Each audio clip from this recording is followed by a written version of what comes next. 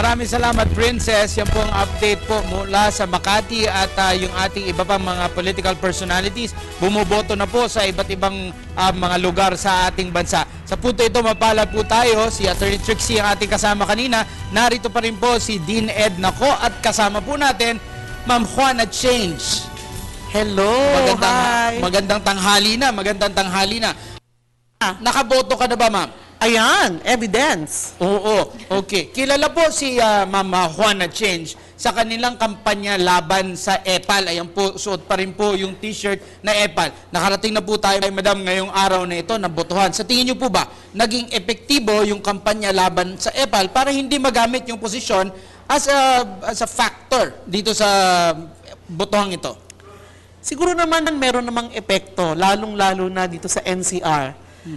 Kitang-kita naman yung kabawasan ng mga pang-EPA, lalong-lalo na sa mga highway, di ba, sa mga puno. Although, aaminin ko rin na mas hirap yan sa probinsya. Pero may pagbabago. Ganun naman ang pagbabago, proseso yan eh, hindi naman agad-agad, no? Tama yun. Pero even si Commissioner James Jimenez mismo nagpatotoo na malaking tulong ang taong bayan sa kabawasan ng pang-EPAL dito ngayong eleksyon na to. Gayan, speaking about probinsya at yung challenge, while there's a challenge in fighting against EPAL dun sa mga probinsya, malaking bagay, Ma'am Edna, nabanggit natin kanina na nagsiksikan sa bus terminals. Si senatorial candidate Bam Aquino pumuntang Tarlac, Senator Ninoy, Secretary Marrojas pumuntang Capiz, ating mga kababayan bumabiyahe, gumagas, pumunta sa kanilang mga bayan para bumoto ng kanilang nag-iisang boto. What does this tell you about the Filipino? Sabi ko nga kanina, Attorney Mark, sa atin napaka-vibrant nung pagtingin ng mga tao tungkol sa electoral democracy. Talagang lahat tayo tuwang-tuwa, upbeat, lumalahok, no, binibigyan ng importansya. Siyempre merong here and there may ilan na medyo ayaw nilang makialam, pero palagay ko by and large, karamihan ng ating mga kababayan naniniwala pa rin sa election. Maganda yung pinapakita ng iba nating leaders, kahit na yung mga kandidato, at kamukha nga nung ilang pagkukumpara sa ibang bansa. Ang taas ng ating yung ating turnout sa election. Kahit na ikumpara mo pa sa US, no, may panahon na mas mataas talaga yung turnout ng ating voting.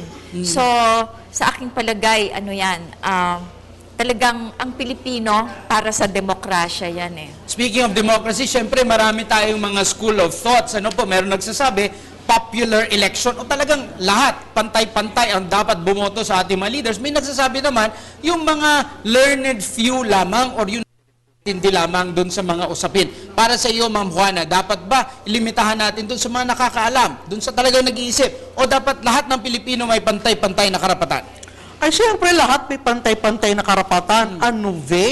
Hindi po pwede yan na ilalagay mo lang yung mga nag-aral, yung mga, hindi naman porket nag-aral at napatunayan natin yan maraming beses na sila ay talagang mga mabubuting mga leader, hindi ba? Kaya naman may demokrasya. Kaya nga nakakatuwa, hindi ba din na ang turnout ng mga botante ay talaga namang bonggang-bongga. So, buhay na buhay ang demokrasya sa Pilipinas at maraming nangingialam. Pero doon naman sa kalidad ng mga kandidato at kalidad ng kanilang pangangampanya, sa tingin mo ba, lumalago yung ating maturity o talagang nasa-stuck tayo doon sa personality politics? I think lumalago ang maturity sa botante. Doon sa mga politiko, ewan ko. Say mo, di ba? Oo. So, paano Hindi, na? in fairness, ako talagang natutuwa na nagbabago ang kamalayan ng mga botante. Kasi like yung mga dating nakagawian natin, natanggap natin, katulad na lamang ng mga EPA, ng mga dynasty, dati nung kang lumalaban tayo sa mga yan, di ba? Parang osina, total.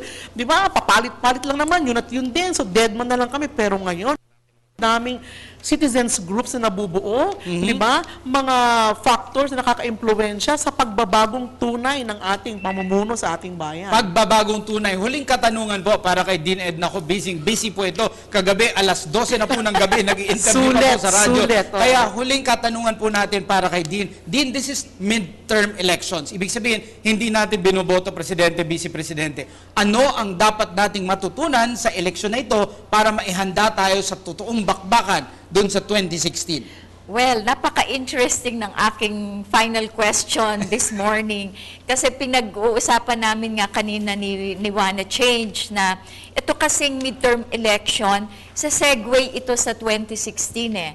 Kaya napakahalaga kung sino yung inilalagay natin ngayon kasi ito ay aambag at huhugis doon sa 2016 election. Sana tingnan ng mga kababayan natin yung connection doon sa midterm election at saka yung isang national presidential election sa 2016. Certainly, kung sino ang ating mahahalal ngayon, ay makakaambag yan at malaki ang influence niyan doon sa hugis ng 2016 election. Kamukha ng sa Senado, no? Kasi ang tawag dyan sa politika, yung, yan yung kasi yung stable na nagbibreed ng ating mga horses na tatakbo para sa isang presidential election. Horses daw. Kaya yung ating stable na yan, kailangan ay sana stable talaga, no, na may mahusay tayong inilalagay sa Senado dahil ito yung pagkukunan ng mga presidentiable, ng mga vice presidentiable. Kaya napakahalaga ng midterm election. Okay. Sana wag nating isipin na dahil hindi naman presidential election, hindi mahalaga to. Mahalaga po ito. Ganun din, I will say, yung sa antas naman ng lokal, lahat kasi ng politics local eh.